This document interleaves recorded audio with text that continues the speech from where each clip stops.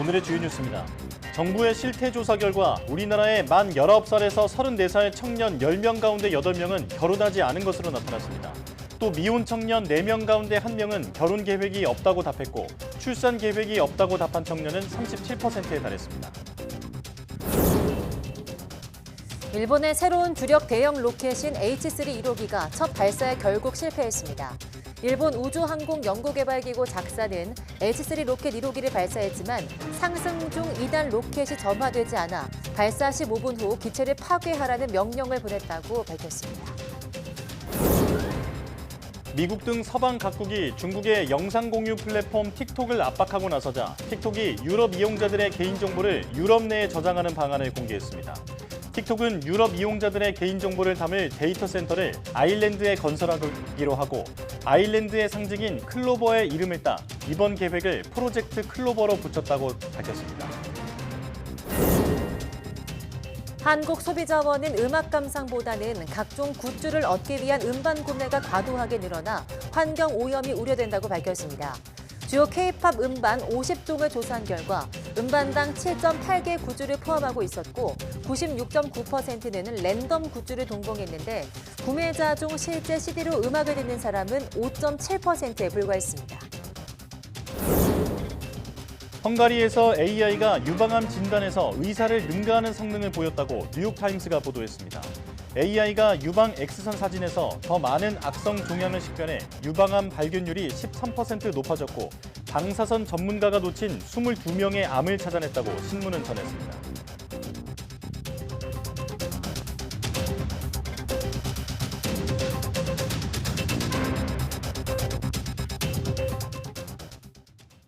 여러분 안녕하십니까? 사이언스 투데이 시작합니다. 만 19살에서 34살 청년 10명 가운데 8명은 결혼하지 않은 것으로 나타났습니다.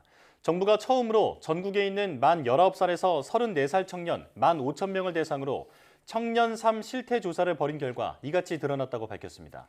특히 미혼 청년 가운데 24.7%는 결혼 계획이 없다고 답했고 출산 계획이 없다고 답한 청년도 36.7%에 달했습니다. 취업자 비율은 67.4%였으며 월 소득은 세전 252만 원이었습니다. 밖에 나가지 않고 거의 집에만 박혀있는 은둔형 청년 비율도 2.4%나 됐습니다. 정치에 관심이 있다고 답한 청년은 37.5%에 그쳤습니다. 국무조정실은 지난해 7월부터 한 달 동안 방문 면접 조사를 통해서 주거와 건강, 교육, 노동 등 8개 분야 200개 항목에 걸쳐 청년 삶 전반에 대한 통계를 냈으며 향후 청년 정책을 위한 자료로 활용될 예정이라고 밝혔습니다. 기록적 한파가 닥쳤던 지난 겨울 한랭 질환자가 1년 전보다 49% 늘어난 것으로 집계됐습니다. 질병관리청은 22-23절기 한랭 질환 응급실 감시체계 운영 결과 500여 개 응급의료기관에 신고된 한랭 질환자는 447명이라고 밝혔습니다. 이전 겨울철보다 49% 증가한 수치로 주로 저체온증과 동상으로 응급실에 내원했고 연령별로는 80세 이상이 가장 많았습니다. 한랭질환 사망자는 12명으로 1년 전보다 3명 늘었고 사망자 가운데 10명은 기저질환을 가진 65세 이상 노년층이었습니다. 발생 장소는 길가나 주거지 주변 집순이었고 오전 6시에서 9시 사이 환자 발생이 최다였습니다. 지난 겨울 아침 최저기온이 영하 12도 이하인 한파 일수는 7일로 1년 전보다 0.9일 늘었고 평균 일 최저기온은 영하 4.9도로 0.1도 내려갔습니다. 외교부는 세계 각국의 코로나19 동향을 고려해 7일부터 스페인, 튀니지, 모리셔스, 안도라, 요르단, 나미비아 등 6개국의 여행 경보를 1단계로 하향 조정한다고 밝혔습니다. 또 페루, 파푸아뉴기니, 수단, 투발루, 나우루, 에리트레아 등 6개국의 여행 경보는 2단계로 하향 조정했고 러시아, 남아프리카 공화국, 멕시코 등 11개국은 특별 여행주의보를 유지했습니다. 정부가 발령하는 여행 경보는 1단계 여행 유의, 2단계 여행 자제, 3단계 철수 권고, 4단계 여행 금지로 나뉩니다. 특별 여행주의보는 단기적으로 긴급한 위협에 대해 발령하며 여행 경보 2단계 이상과 3단계 이하에 준합니다. 음악 감상이 스트리밍 방식으로 바뀌면서 해외에선 CD 등 실물 음반 판매가 줄고 있지만 국내에선 음반에 포함된 굿즈를 사려는 팬심을 이용한 상술 때문에 음반 판매가 늘고 있고 이로 인한 환경오염 우려가 제기되고 있습니다. 한국소비자원이 최근 2년 내 발매된 주요 K-팝 음반 50종을 조사한 결과 음반당 포토카드 등 7.8개 굿즈를 포함하고 있었고 음반의 96.9%가 여러 차례 구매를 유도하려고 우연적 요소가 들어간 랜덤 굿즈를 포함됐다고 밝혔습니다. 실제로 국내 음반 판매량은 지난 2019년 2,509만 장에서 지난해 7,711만 장까지 늘었고 팬덤 마케팅 관련 소비자 불만 건수도 2019년 123건에서 지난해 299건으로 증가하는 추세입니다. 소비자원은 이번 조사 결과를 토대로 사업자에게 굿즈와 음반의 분리 판매, 환경보호를 고려한 음반 판매를 권고할 예정입니다. 오스트리아를 방문 중인 이도훈 외교부 2차관이 국제원자력기구 정기 이사회에 참석해서 일본 후쿠시마 원전 오염수 해양 배출과 관련해 일본 측의 책임 있는 대응을 촉구했습니다. 2차관은 현지 시간으로 6일 IAEA 이사회 의제 발언을 하고 일본 후쿠시마 원전 오염수가 과학적, 객관적 관점에서 안전하고 또 국제법, 국제기준에 부합하게 처리돼야 한다는 우리 정부의 입장을 밝혔습니다. 또 IAEA의 오염수 배출 계획 검증 결과를 포함한 종합보고서에 조속한 발표를 요청하고 IAEA 활동 투명성을 높이기 위해서 한국 등 이해관계국의 전문가와 연구기관의 지속적인 검증 참여 필요성을 강조했습니다. 중국은 국가적 행사를 치를 때마다 파란 하늘을 만들어 왔습니다. 네, 그러나 이번 양회 땐 베이징을 비롯한 각지의 잿빛 스모그가 계속되고 있습니다. 이른바 양회불로의 실종이 어떤 의미인지 베이징 강정규 특파원이 보도합니다. 잿빛 하늘 아래 양회 개막을 알리는 붉은 깃발이 펄럭입니다. 인민대회당 앞을 지키는 병사도 두꺼운 마스크를 착용했습니다. 중국의 연례 정치 행사 양회 개막 셋째 날 베이징의 초미세먼지 농도는 세제곱미터당 244 마이크로그램을 기록했습니다. 세계보건기구 WHO 권고 기준의 50배에 달합니다. 지난 2008년 베이징 올림픽부터 지난해 20차 당대회까지 중국이 국가적 행사를 치를 때마다 어김없이 파란 하늘이 펼쳐졌습니다. 하늘이 중국을 돕는 게 아닙니다. 중국이 하늘을 바꾼 겁니다. 공장 가동을 중단시키거나 차량 홀짝제를 시행하고 인공비까지 뿌렸습니다. 오랜 대기질 개선 노력의 결실이기도 합니다. 这10年，我们二氧化硫、氮氧化物的减排分别达到84%和58%、48%。 지난 3년 동안은 제로 코로나 방역 통제로 생산 활동이 위축되면서 코로나 블루라는 말까지 생겼습니다. 그러나 중국이 일상 회복에 나선 올해부턴 상황이 달라졌습니다. 시진핑 집권 3기 첫 해 경제 활성화 기치 아래 세계의 공장 중국이 재가동에 들어갔습니다. 특히 지난 한 해 동안 중국은 106기가와트 규모의 석탄 발전 사업을 승인했습니다. 지난 2015년 이후 최대 규모로 일주일에 2곳씩 대형 석탄 발전소를 허가해 준 셈입니다. 오는 2060년까지 탄소 중립을 실현하겠다는 시진핑 주석의 공약은 3년 만에 빛이 발했습니다. 增加煤炭先进产能，保障正常供应。 단순 날씨 문제로 볼 수만 없는 올해 양회불루의 실종. 한반도 하늘도 잿빛으로 변하는 날이 다시 많아질까 우려되는 대목입니다. 베이징에서 YTN 강정규입니다.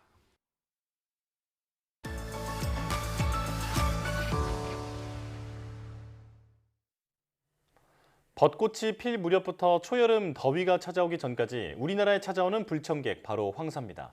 황사는 여름철을 제외하고 연중 발생하지만 3월부터 5월 사이가 가장 심각한데요. 네, 올해는 1월부터 황사가 관측되었는데 봄에는 본격적으로 황사가 밀려와 가뜩이나 최근에 잦은 미세먼지와 겹쳐서 건강을 더욱 위협할 것으로 우려가 됩니다.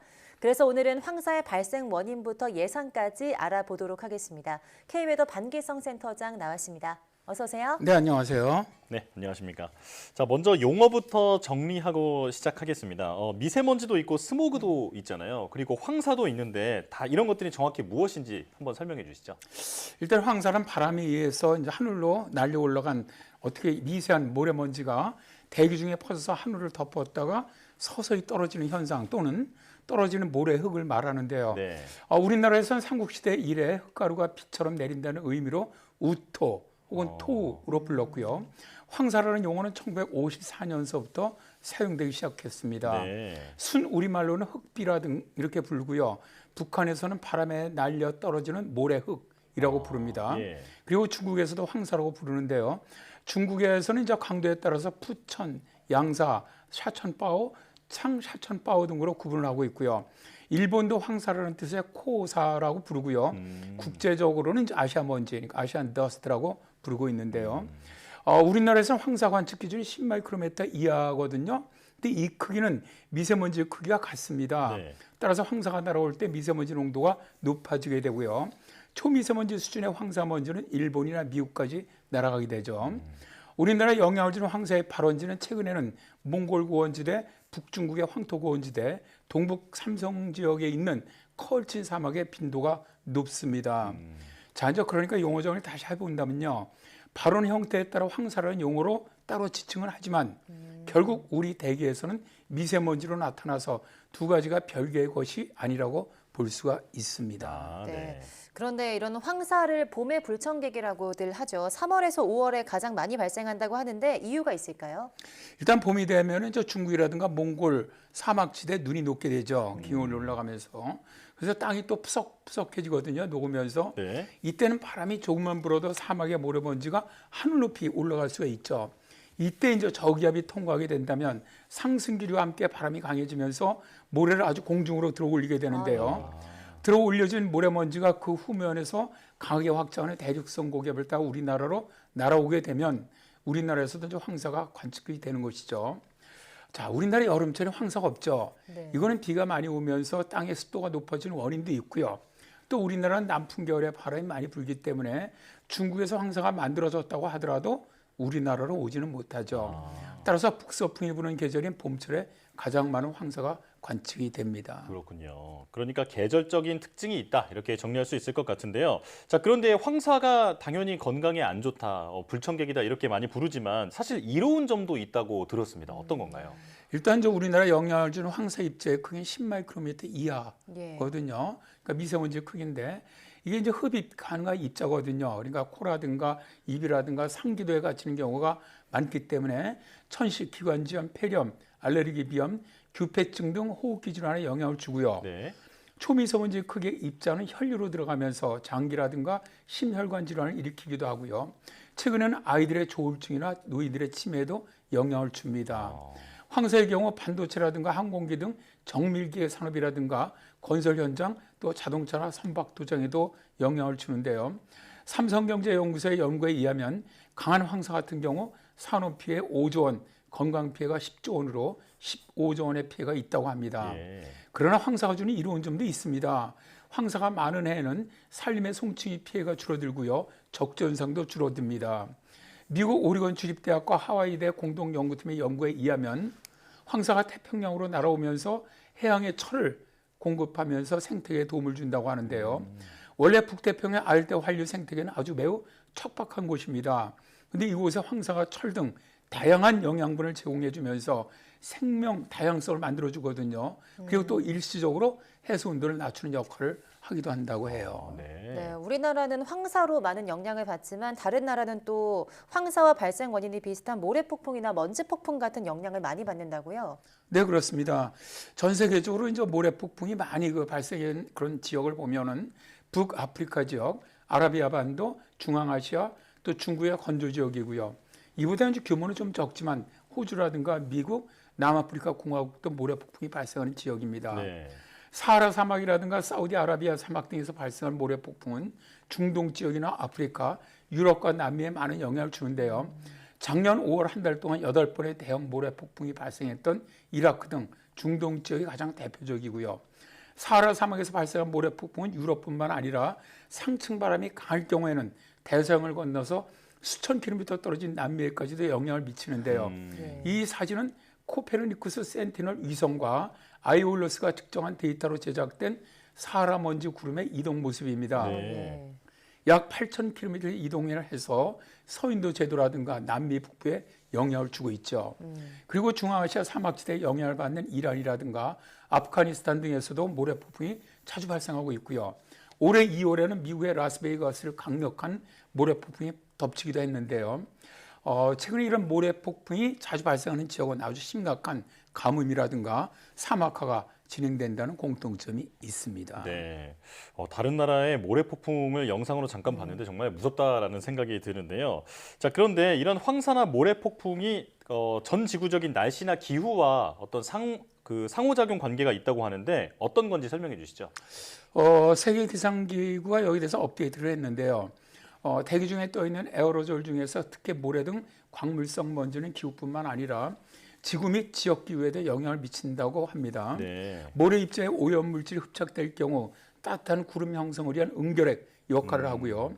물론 이러한 역할을 하는 모래먼지 입자의 능력은 크기라든가 모양 혹은 구성에 따라 달라지긴 합니다.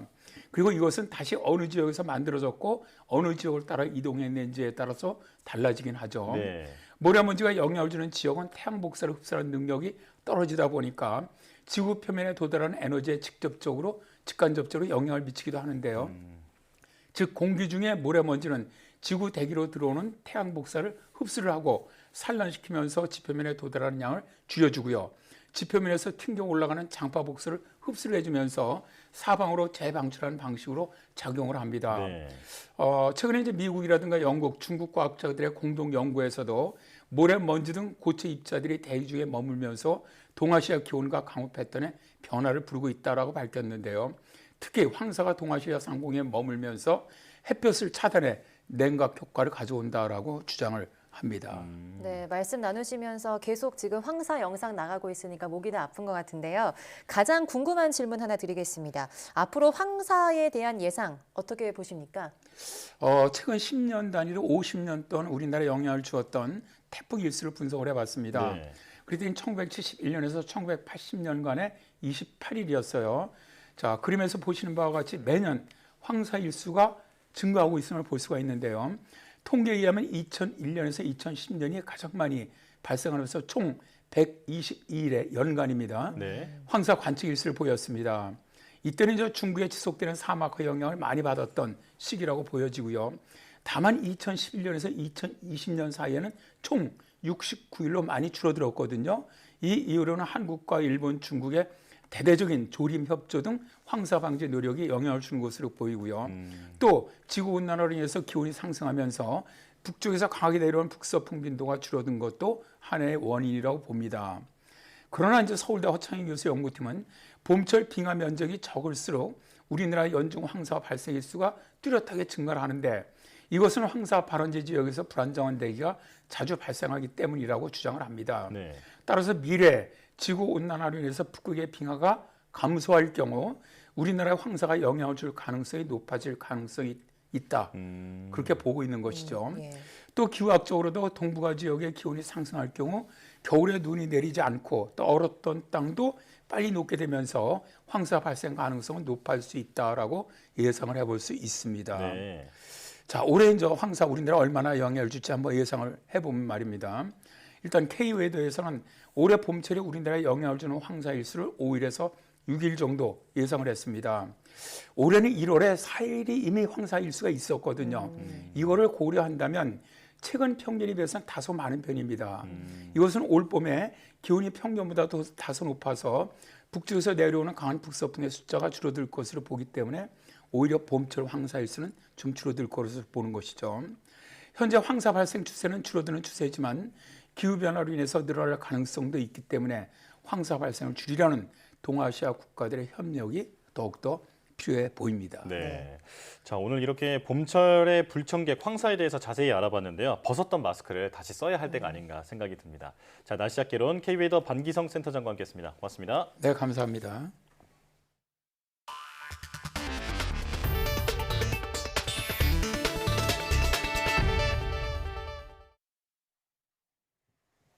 일본의 새로운 주력 대형 로켓인 H3 1호기가 첫 발사에 실패했습니다.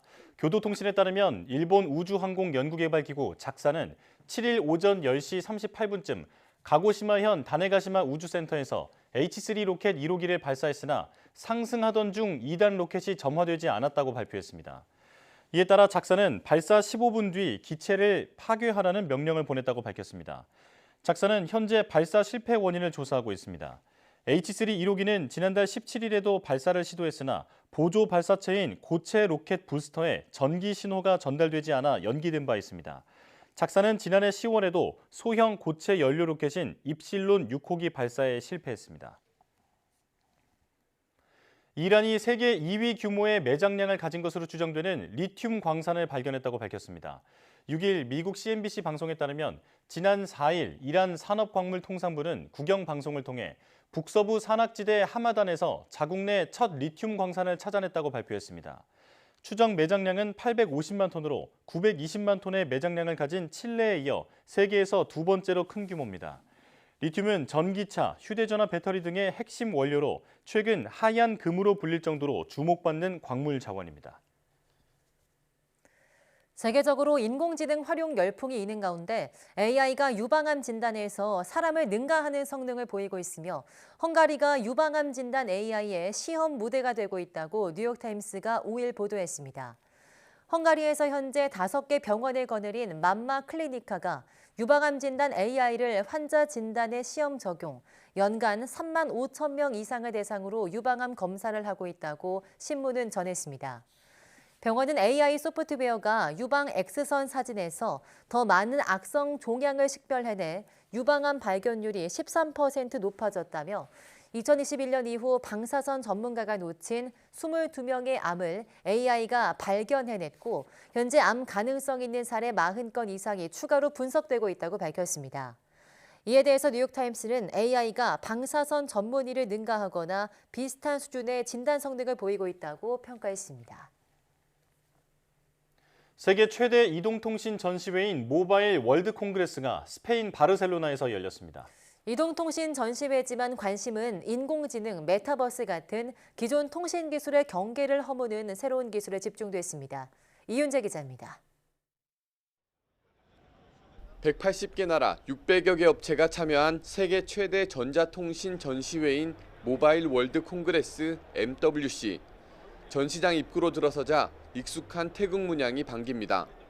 정부가 국내 유망 중소기업을 세계에 소개하려고 만든 공간입니다. 그중에서도 AI 기술을 농업에 접목해 고부가 가치 작물을 키우는 업체가 단연 인기입니다. AI가 학습한 대로 적정 양분을 공급하면 식물에 포함된 특정 성분과 수확량이 40%까지 늘어나는 기술을 갖췄습니다. 고부가 가치 작물을 특화해서 이것을 생산에만 국한하지 않고 맞춤 유통 그리고 현재 이제 프로덕트까지 만들 수 있는 수직 계열화 할 수 있는 저희의 융합적 가치를 좀 소개할 수 있는 좋은 기회들이 많아서 전시회에서는 5세대 이동통신 기술을 넘어 6세대, 7세대 기술까지 등장했습니다.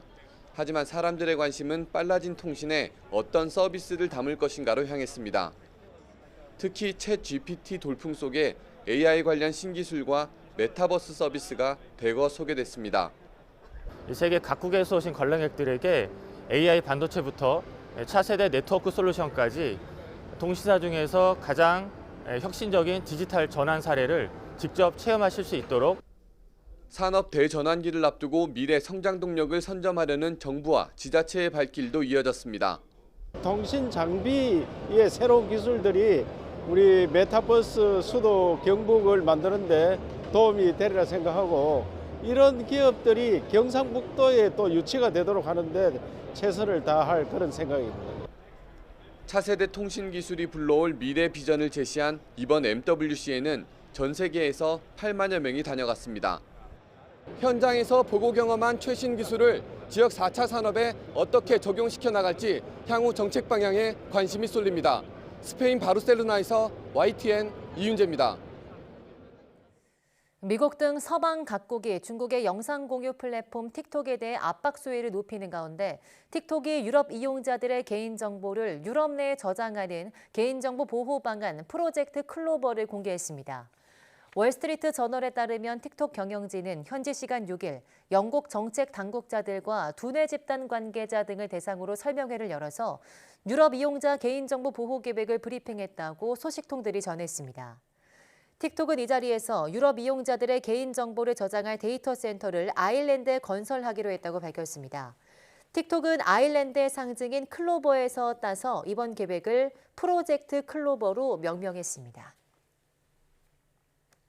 지난해 말 제2경인고속도로에서 방음 터널이 불에 타는 사고가 있었는데요. 시장의 투명 아케이드도 이와 비슷한 재질과 구조여서 화재에 취약하다고 합니다. 지자체가 나서 방음벽 소재를 바꾸고 아케이드 등 시장 시설물에 대한 소방 점검을 강화하기로 했습니다. 김학무 기자입니다. 고속도로를 덮고 있는 방음벽과 천장이 온통 불길에 휩싸였습니다. 방음벽과 천장의 투명 패널 소재는 폴리메타크릴산 메틸, 불에 잘 타는 재질이라 피해가 컸습니다. 경기도는 우선 가연성 소재를 사용한 고속도로 방음터널과 방음벽을 불에 타지 않는 소재로 바꾸기로 했습니다. 신속하게 화재에 취약한 가연성 소재의 방음시설 철거 및 교체 등을 추진해 유사사고의 재발 방지를 위해 노력하겠습니다. 방화범에 의해 점포 50여 곳이 불에 탄 인천 현대시장. 시장의 열악한 환경을 개선하기 위해 투명 아케이드를 설치했는데 불에 타거나 녹아내렸습니다. 문제는 이런 아케이드가 방음벽과 비슷한 플라스틱 재질이라 불에 잘 타는 데다 밀폐형 구조라는 점입니다. 이 시장의 아케이드 중간에는 화재 때 발생하는 유독가스가 빠져나가도록 개폐 장치를 만들었지만 작동하지 않는 곳이 허다합니다. 불에 취약한 점포들입니다. 그래서 만에 화재가 났을 때 위로 연기가 빼지 못하면 많은 피해를 볼 수 있기 때문에 시장 점포의 불꽃이나 온도, 연기를 자동으로 감지해 소방서와 점포주 등에 알려주는 장치를 설치한 곳도 있습니다. 하지만 점검 결과 연락처가 누락되는 등 제대로 관리되지 않는 것으로 나타났습니다. 관리 주체가 모호하고 해당 지자체에서 자칫 소홀할 수 있는 부분이 있는데 그런 부분에 대해서 관리 부재나 사각지대가 발생하지 않도록 툭하면 대형 사고로 이어지는 고속도로와 재래시장 전반에 대한 안전 점검과 대책이 시급합니다. YTN 김학무입니다. 지난해 우리나라의 달러 기준 1인당 국민 총소득이 8% 가까이 줄어들었습니다. 2년 만에 다시 감소세로 돌아선 건데요. 지난해 이례적으로 급등했던 원달러 환율이 결정적인 영향을 미쳤습니다. 조태현 기자입니다. 지난해 국내 경제를 덮쳤던 악재 가운데 하나는 다름 아닌 환율이었습니다. 원달러 환율은 지난해 1,100원대 후반에서 거래를 시작했지만 7월엔 1,300원을 넘어섰고 9월엔 1,400원의 벽마저 허물었습니다. 국민의 평균적인 소득 수준을 보여주는 1인당 국민 총소득 GNI 역시 환율의 영향을 피하지 못했습니다. 지난해 1인당 GNI는 32,661달러로 1년 전보다 7.7%나 감소했습니다. 지난 2019년과 2020년 2년 연속 뒷걸음질 친 뒤 2021년엔 반등했지만 다시 감소세로 돌아선 겁니다. 원화 기준으론 1년 전보다 4.3% 늘었지만 환율 급등에 따라 달러로 환산한 금액이 줄어든 결과입니다. 다만 올해부터는 상황이 다소 개선될 전망입니다. 지난해 이례적인 수준의 환율 급등이 올해 다시 재현될 가능성은 크지 않고 물가 등 다른 경제 상황도 조금씩이나마 개선되고 있기 때문입니다. 한 2% 내외 성장률을 나타내고 말씀드린 대로 그 정도의 물가 상승이 한 2.0% 내외로 지속된다고 보면 4만 달러 달성이 그리 멀지 않는 시기에 달성되지 않을까 이렇게 조심스럽게 전망을 해봅니다. 지난해 전체 경제 성장률은 2.6%로 최종 집계됐습니다. 건설 투자와 설비 투자가 감소했고 수출도 성장세가 크게 둔화했지만 민간 소비가 회복세를 보인 점 등이 영향을 미쳤습니다. YTN 조태현입니다. 경기 침체가 길어질 수 있다는 우려에 대기업들이 올해 상반기 채용 계획이 없거나 아예 채용을 중단한 것으로 나타났습니다. 전국경제인연합회가 매출 500대 기업을 대상으로 올해 상반기 신규 채용 계획을 조사한 결과 대기업 절반 이상인 54.8%가 올해 상반기 신규 채용 계획을 세우지 않았거나 채용을 하지 않을 것이라고 답했습니다. 채용하지 않겠다는 기업은 15%로 지난해 같은 시기보다 1.9배 늘었습니다. 신규 채용 계획이 있는 기업 가운데 절반은 채용 규모가 지난해와 비슷했고 채용을 줄이겠다는 기업 비중은 지난해보다 20% 증가했습니다. 3년 8개월 전 관계 경색의 원인이 됐던 일본의 반도체 수출 규제 문제를 한일 정부가 함께 풀기로 했습니다. 우리 정부는 WTO 분쟁 절차를 중단하기로 했고 일본 정부는 두 나라 간 수출 관리 정책 대화에 조속히 나서기로 했습니다. 이승윤 기자입니다. 지난 2018년 우리 대법원이 일본 피고 기업에 강제징용 배상 판결을 내리자 일본은 보복 조치에 나섰습니다. 이듬해 7월 반도체와 디스플레이 제조에 쓰이는 불화 수소 등 세계 품목에 대한 수출 규제를 단행한 겁니다.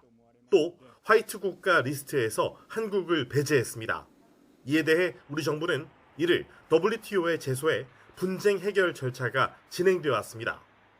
그로부터 3년 8개월 뒤 한일 정부는 2019년 7월 이전 상태로 되돌리기 위해 양자 협의를 신속히 해나가기로 했습니다. 한국 정부는 관련 협의가 진행되는 동안 WTO 분쟁 절차를 중단하기로 하였습니다. 일본 정부도 상응하는 조치에 나서기로 했습니다. 한일 간 수출 관리 정책 대화를 곧 개최하기로 한 겁니다. 삼성전자 등 반도체 업계는 비용 감소와 불확실성 해소에 도움이 될 것으로 기대했습니다. 수출 규제 방식을 다시 포괄 승인으로 바꾸면 불확실성이 줄어들어서 경제 6단체도 앞으로 한일 간의 경제 협력이 더 강화돼야 한다며 일제히 환영 의사를 밝혔습니다.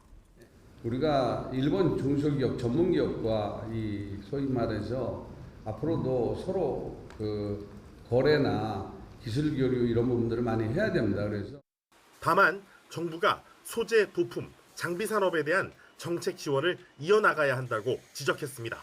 국내 소부장, 중소기업들은 어떤 정부의 지원이라든지 관심이 좀 끊기지 않을까 그런 염려하는 부분도 있거든요.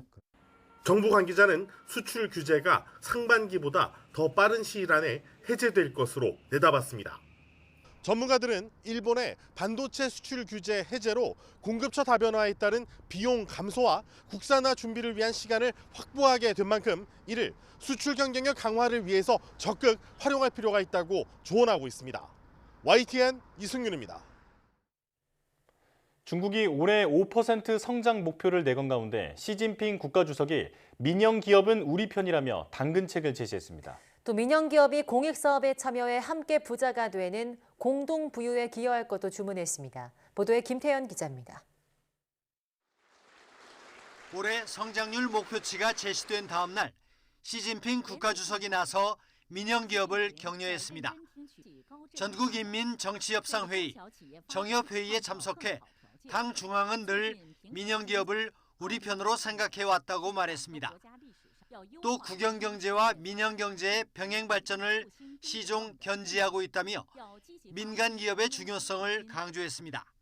民营经济是我们党长期执政、团结带领全国人民实现2个100年奋斗目标和中华民族伟大复兴中国梦的重要力量。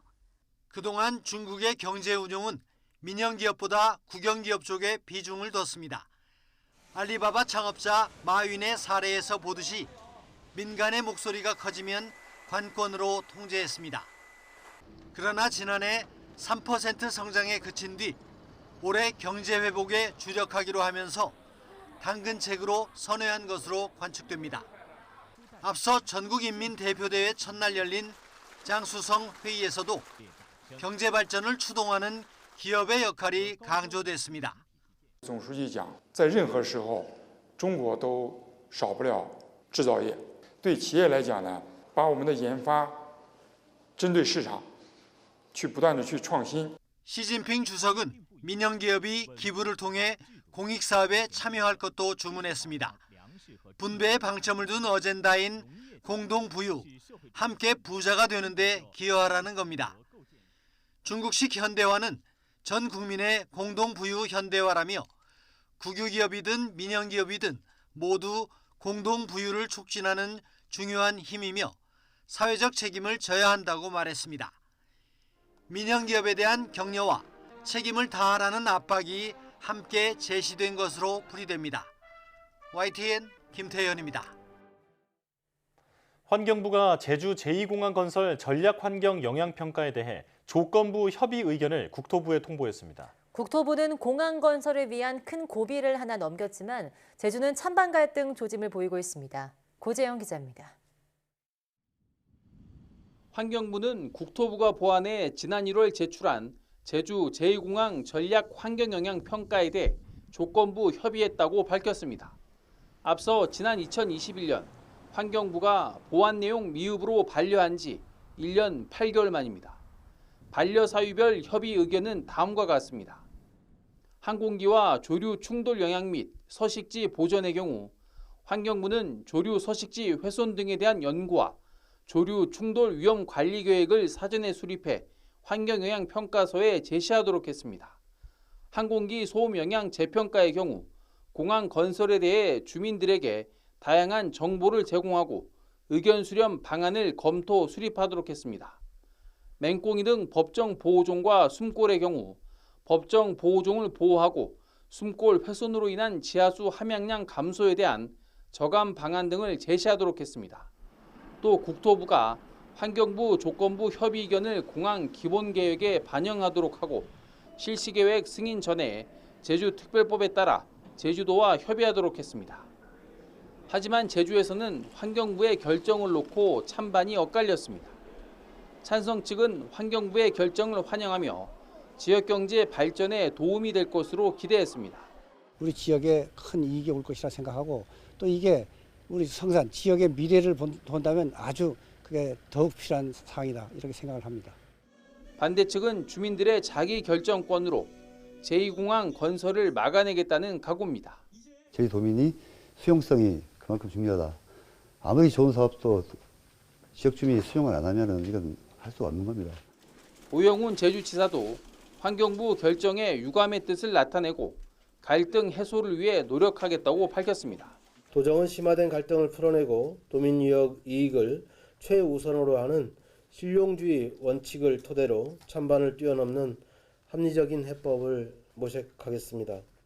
앞으로 한 차례 더 남은 환경영향평가 협의 과정에서 제주도와 도의회의 역할이 제주 제2공항 사업 추진에 상당한 변수가 될 것으로 전망됩니다. YTN 고재영입니다.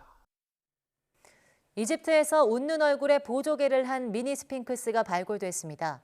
6일 BBC와 AFP 등의 보도에 따르면 이집트 고고학자들이 지난 3일 카이로 남부 450km에 있는 덴데라 사원 내 2층 무덤에서 웃는 얼굴을 하고 2개의 보조개가 있는 스핑크스 조각상을 발굴했습니다. 세계적으로 잘 알려진 기자 피라미드의 스핑크스가 높이 20m에 이르는 것에 비하면 이번에 발굴된 것은 훨씬 작은 것이라고 외신들은 보도했습니다. 이집트 정부는 고대 로마 황제를 표현한 것으로 보이는 이 석회성 유물 옆에서 상형 문자로 적힌 로마 비석도 함께 발견됐다고 밝혔습니다.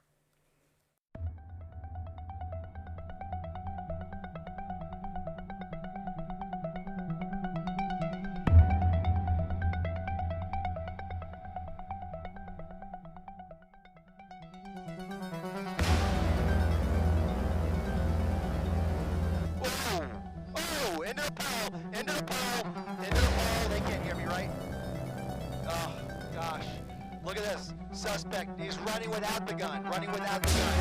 They're going to take him down here. He's now on Western Avenue. Oh my goodness. Oh my goodness. He's on foot trying to carjack somebody else.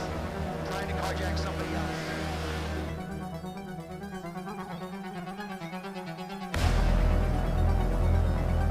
Whoa.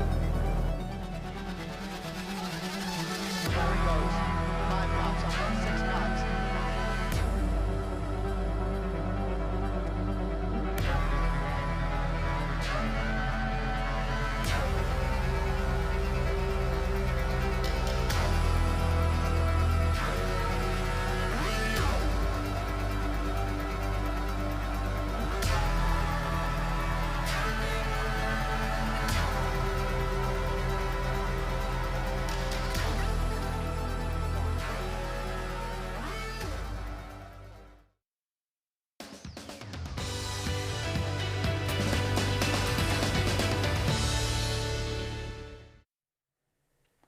우리는 다른 사람과 사회적 관계를 맺으며 살아가는데요. 그런데 가끔은 의사소통 과정에서 오해를 받거나 갈등이 생기는 경우도 있습니다.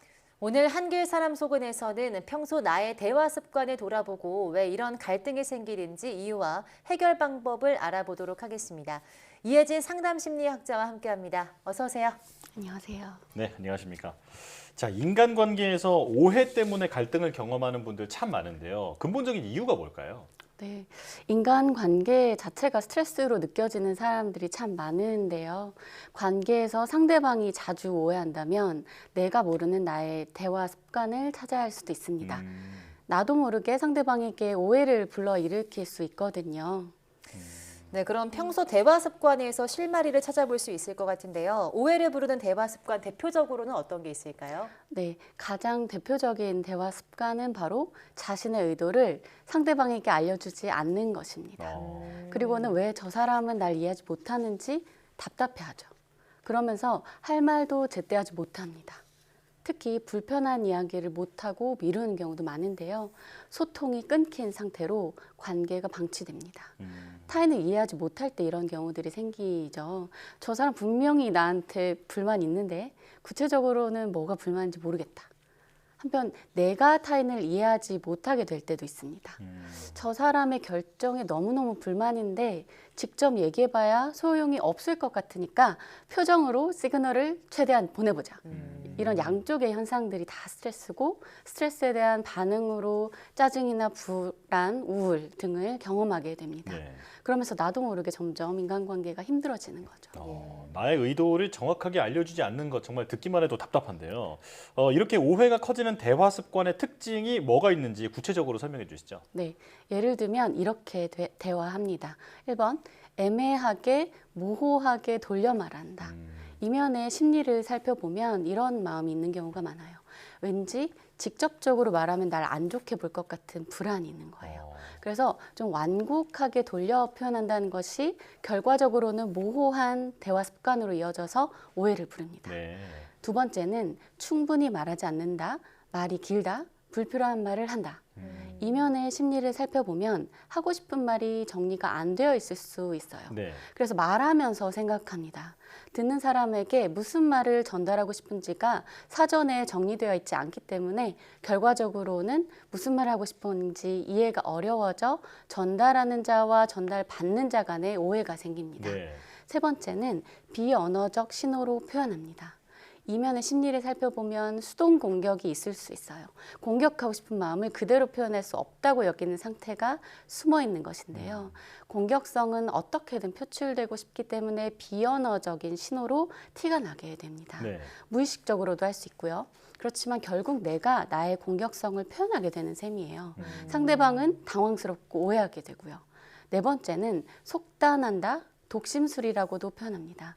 이렇겠지라고 임의로 결론을 내리는 습관인데요.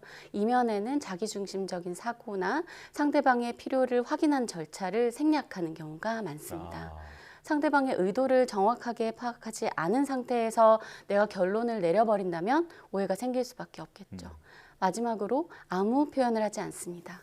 말과 비언어적 신호를 모두 포함해서요. 그 이면의 심리는 소통을 철회하려는 의도가 있을 수 있어요. 네. 어차피 말해봤자 소용없다는 생각이 있을 수 있고요. 상대방은 어떤 이유인지 알 길이 없습니다. 그래서 그 사람 마음이 도대체 뭔지 오해하게 됩니다. 네. 들어보니까 그러지 않으려고 해도 이런 대화 유형이 한 번씩 좀 튀어나오는 것 같은데요. 이렇게 오해를 부르는 대화 습관이 왜 나타나게 되는 걸까요? 네, 여러 가지 개인적인 이유가 있을 수 있으나 좀 보편적으로 생각해 보면 내가 불쾌할 때 조금 건강하게 표현해보는 습관이 없이 성장한 결과인 경우가 많아요. 내가 불쾌감을 느낀다면 내가 그 사람에게 뭘 원하는지 나의 필요를 정확히 인지하는 능력이 필요한데요. 아쉽게도 우리는 학교에서 이런 상호작용 방법이나 의사소통법을 배우지 않은 채 성장합니다. 그래서 타인과 소통하는 방법을 배우지 않고 자란 결과 다양한 신념들이 우리 안에 자리 잡게 되는데요. 이 신념들은 나뿐만 아니라 관계를 망칠 수도 있습니다. 이를테면 다음과 같은 예시가 있어요. 말 안 해도 알겠지? 라고 생각하는 건데요. 속으로는 이렇게 생각합니다. 당연히 아는 거 아니야? 사람이라면 내가 이 정도로 표정을 지었으면 눈치껏 알아야 하는 거 아니야? 어떻게 모를 수가 있어? 내가 그렇게 티를 냈는데. 괜히 모른 척하는 거 아니야? 그런데 한번 생각을 해보죠. 저 사람이 초능력자인가? 네. 독심술을 쓸 수 있는가? 독심술을 바라는 것 자체가 나의 큰 욕심이 아닌가? 이런 생각들을 말이죠. 직접적으로 물어보지 않고는 상대방의 마음이나 그 진짜 의도를 알 길이 없습니다. 그래서 이런 속담이 있잖아요. 10길 물속은 알아도 한 길 사람 속은 모른다.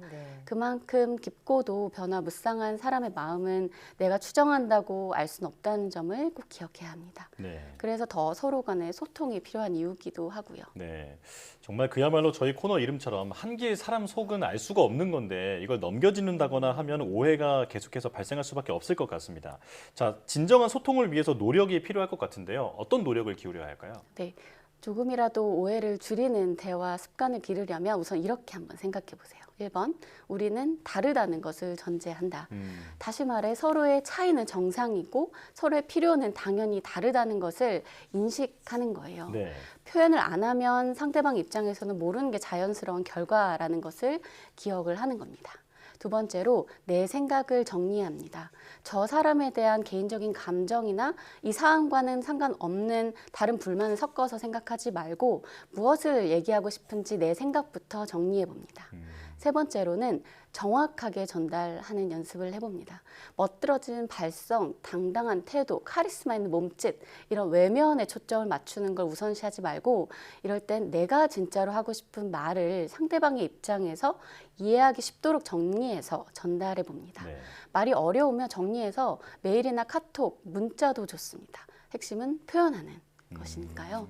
그래서 1번에서 3번을 생각해 보면서 대화에 임하다 보면 오해는 좀 줄어들고 내가 원하는 걸 정확하게 표현할 수 있는 습관이 형성됩니다. 단 당장의 효과가 나타나지 않을 수 있다는 점을 기억할 필요가 있어요. 내가 이렇게 했다고 해서 상대방이 단번에 신뢰하게 되진 않을 수 있다는 점이에요. 그래서 이미 오해의 역사가 있다면 당장의 성과가 나오지 않아도 이 행동을 끈질기게 유지하려는 인내심도 필요합니다. 네. 자, 우리가 말 한마디로 천냥빚을 갚는다라는 경우도 있지만 반대의 경우도 있잖아요. 스스로의 대화 습관을 돌아보면서 더 나아지려는 노력을 기울일 필요가 있어 보입니다. 자, 한길 사람 속은 이혜진 상담심리학자와 함께했습니다. 고맙습니다.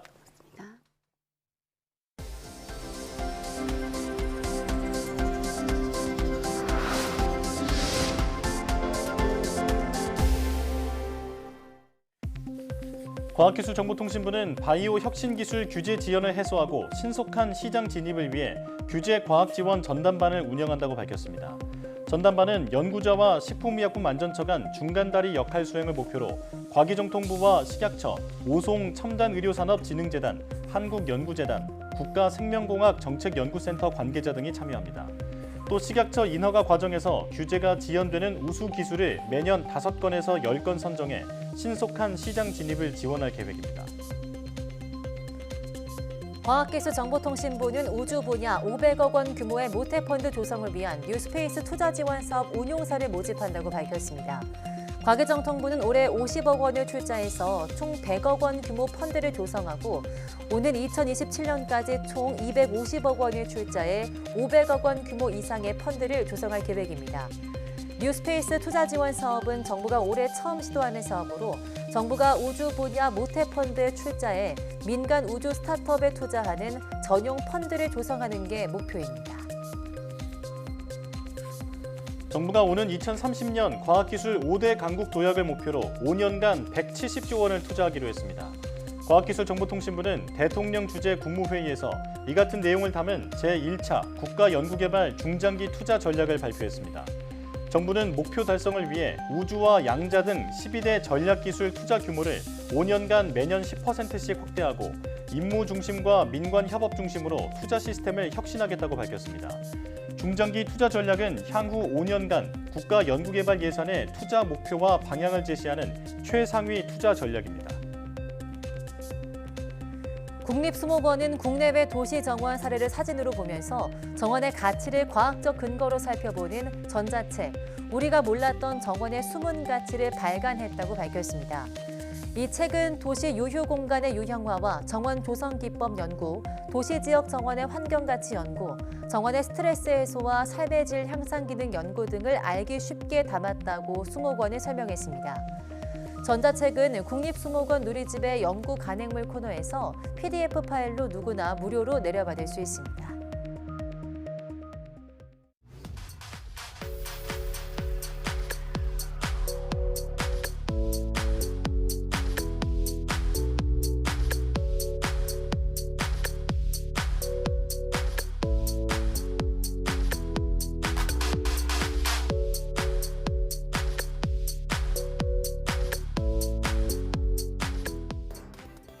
화염 앞에선 모두가 뒷걸음질치지만 소방관들은 망설임 없이 발을 내딛곤 합니다.